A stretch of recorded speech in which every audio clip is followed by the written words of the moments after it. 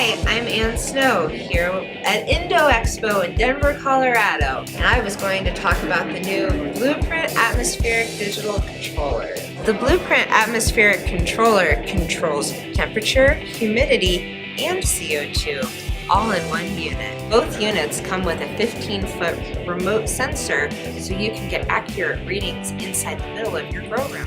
It can store maximum and minimum readings, has separate day and night settings.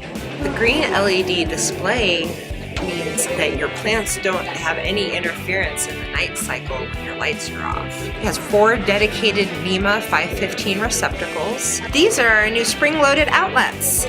Easy wall or tent installation and 3-year warranty. It's also CETL US certified. The BAC1 precisely controls cooling, heating, and humidity devices, plus has a recycling timer device. It has a digital display with lithium battery backup, so maximize your CO2 efficiency with our BAC2 with Fuzzy Logic CO2 control. It allows you to fine-tune ppm levels on the fly when using compressed CO2 gas.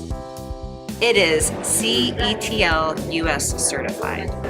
Now what do I say? Should I wrap it around my neck? For more information, visit us at blueprintcontrollers.com.